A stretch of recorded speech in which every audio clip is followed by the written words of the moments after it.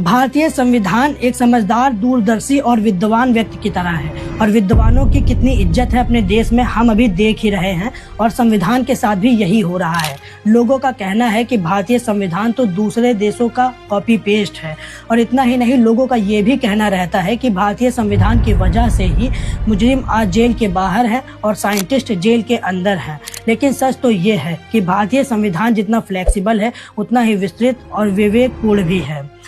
Unnao case के कुलदीप सिंह सेंगर के उदाहरण से समझाता हूँ कैसे। संविधान के पहले ही पेज पर बाबा साहब भीमराव अंबेडकर जी लिखते हैं, संविधान चाहे जितना अच्छा हो, अगर उसे लागू करने वाले लोग अच्छे नहीं होंगे तो संविधान जरूर बुरा साबित होगा।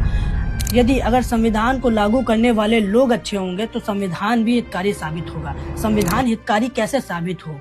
जब संविधान को लागू करने वाले लोग ही संविधान का रेफरेंस छोड़कर मनुस्मृति या फिर याज्ञवल्क्य स्मृति का रेफरेंस लेते हैं। यही कारण है कि मुजरिम जेल के बाहर हैं, विद्वान, एक्टिविस्ट और साइंटिस्ट जेल के अंदर हैं। कानून की किताबों में पहले ही न्याय, साम्य और सद्विवेक पढ़ाया जाता है और ये उन्नाव केस में कैसे फिट बैठ गया वो मैं आप सभी लोगों को बताता हूँ। जैसा कि भारतीय संविधान पर मनुवादी विचारधारा के लोगों ने डोमिनेंस बनाकर रखा है, तो 17 साल की उस सर्वाइवर को बड़ी मेहनत मशक्कत के बाद न्याय तो मिला। अभी फिर डोमिनेंस के दावेदारों के दबाव में 23 दिसंबर 2025 को दिल्ली के हाई कोर्ट से सेंगर की उम्र कैद की सजा निलंबित करा दी और जब जमानत की बात बाहर आई तब पीड़िता के साथ साथ पूरे देश ने विरोध किया। पीड़िता ने खुद 24 दिसंबर से लेकर 28 दिसंबर तक जगह जगह धरना प्रदर्शन किए, जैसे इंडिया गेट पर, दिल्ली हाई कोर्ट के बाहर, जंतर मंतर पर और सोशल मीडिया पर तो बहुत बड़ा विवाद हुआ। इसके बाद जब 29 दिसंबर को वो सुप्रीम कोर्ट गई सुनवाई के लिए, तब सुप्रीम कोर्ट ने फैसले का स्वागत किया और कुलदीप सिंह सेंगर की जमानत रद्द करा दी। अब इस जमानत को रद्द कराने के पीछे साम्य और सद्विवेक ने कैसे काम किया, अब मैं वो बताता हूँ। जैसा कि साम्य कानून की कठोरता को कम करने का काम करती है, तो इस केस में दिल्ली हाई कोर्ट ने 23 दिसंबर 2025 को तकनीकी आधार पर कुलदीप की उम्र कैद निलंबित कर जमानत दे दी थी। जैसा कि ये फैसला कानूनी लिखित व्याख्या पर सख्त था और इसके बाद जब धरना प्रदर्शन हुए तब यहाँ पर सद्विवेक काम आया। जैसा कि सद्विवेक का काम ही है गलत और सही के बीच के अंतर को डिफाइन करना।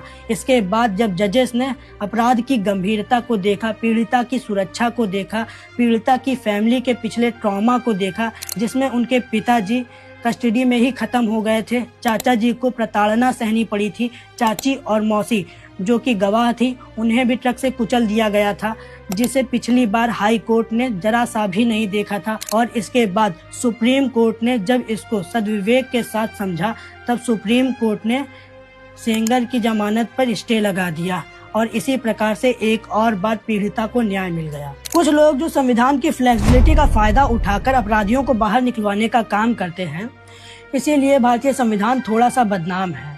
फिर भी भारतीय संविधान को चाहे जितने भी लोग निगलेक्ट करें, चाहे जितनी मनुस्मृति की कॉपियां लेकर उसके सपोर्ट में खड़े हों, अगर थोड़े से भी लोग संविधान की न्यायिक व्यवस्था के साथ खड़े रहेंगे तब भी भारतीय संविधान मनुस्मृति से लाख गुना बेहतर होगा।